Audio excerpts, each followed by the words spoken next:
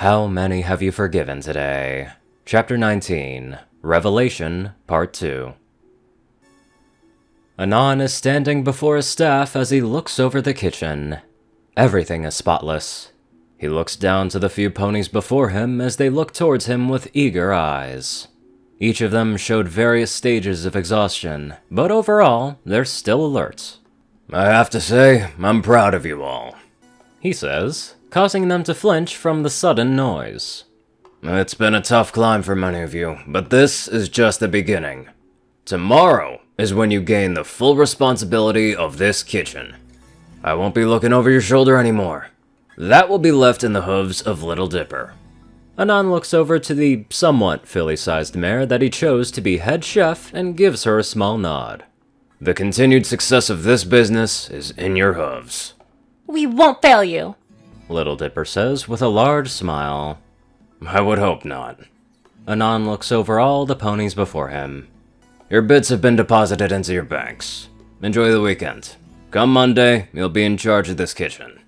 That's all that needs to be said, as every pony burst out into joyous shouts. Many of them hugged one another, while a few just cried at themselves. Anon has put them through hell.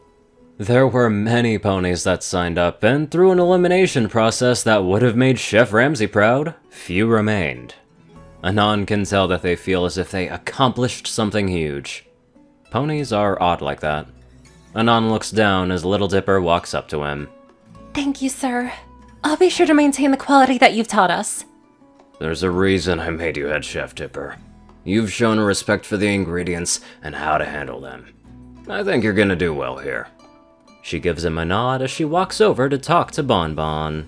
A few more ponies come up to give thanks to Anon, and also assure him that they would keep his standards in this place.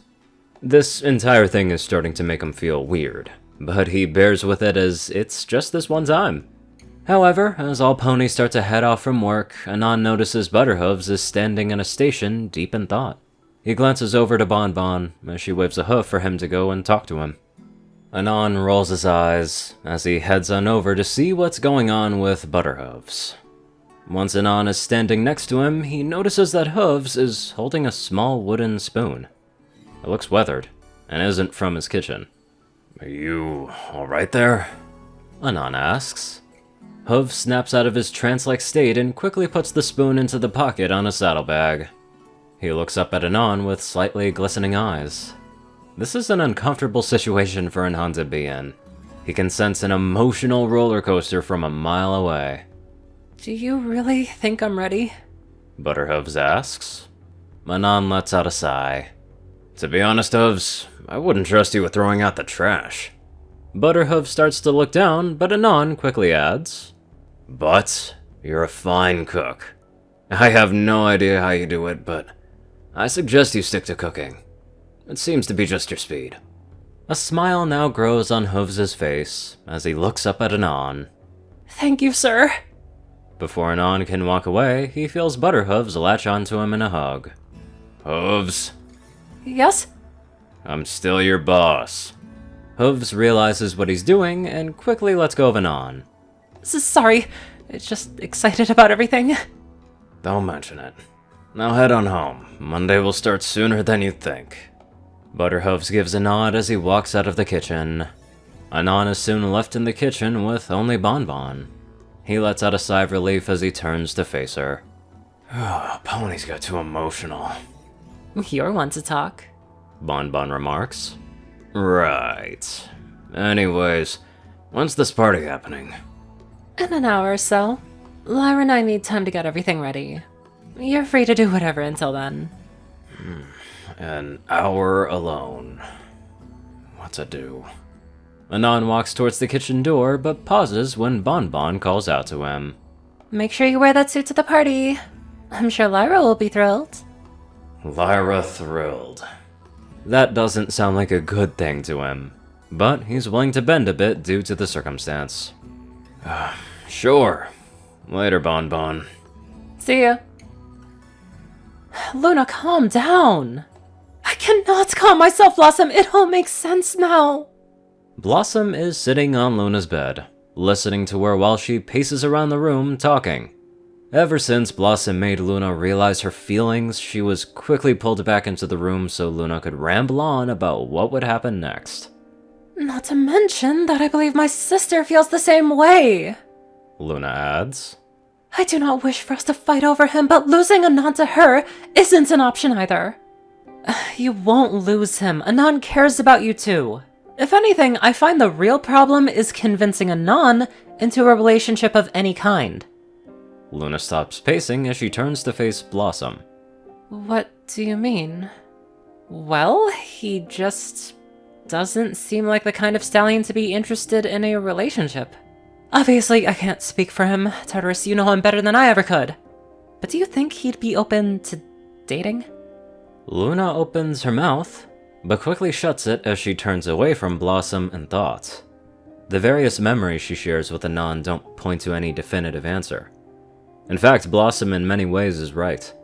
Due to his trust issues and wariness of ponies, he'd probably be the most reluctant to get so emotionally close to someone. Yet, Luna wishes to believe that if any pony can make him feel safe enough to explore something romantic, it would be her. I know Anon is skittish, but I believe if any pony has even the slimmest of chances, that pony is me. Blossom nods. You? Or your sister? Yes, my sister. Luna sits on her rump as she holds her head with her hooves. What am I to do about her? I want to talk to her about her feelings, but I feel that if I am not to strike while the iron is hot, then I may lose my chance forever. I can't tell you what's right or wrong, Luna. However, I may have an idea.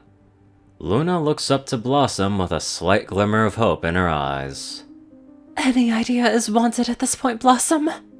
Blossom lets out a sigh as she hops off of Luna's bed and walks over to her. Alright, so, here's my plan. Canterlot doesn't have much going on. Anon walked around for a bit, checked a few things in a store, decided not to go pay the sisters a visit as he didn't want to get dragged off to do something and miss the party. So for the most part, he's just been taking it easy. There were a few stores that had some interesting items that made him think about the sisters. They threw him a birthday party, but when is theirs? There's still a lot Anon doesn't know about those two. Sure, he knows some stuff about Luna, but nothing that far back. His brain probably would have exploded if he took in her lifespan of memories. Now that Anon thinks about it, he doesn't remember Celestia ever asking him to join her for a birthday party. He's known Celestia for about a year now, and yet, she's never once mentioned her birthday. Then again, neither did Anon, but it seems like a celebration ponies like to partake in. Perhaps this would be a great time for some information gathering. If he can find out when Celestia and Luna's birthday is, then he can surprise them with a party. Now that sounds like a perfect revenge plan for the party they threw him. However, that'll have to wait. All that info is probably in the Royal Library, and it's already getting around that time for Anon to show up at the shop. I'm still wondering what plan Blossom has because it sounds sinister. But let's get on to our not sinister donators. Top donators are 630, Only One Thing, Sir Orion, and Iron Sky. Darkside, Raiden, Narwhals, Black Moonheart, Pastel Skies, Austin Rollins, Stu Hex, Swordbrother, Mordred, Omicron Library, Will, Chris, Twinkie, Ridesaw, Badass Waffle, Shadow Moon, Luigi88, Chancellor Crust, Big Smoke 369, and many more fantastic people. Thank you all so much for watching this video and live life to the fullest.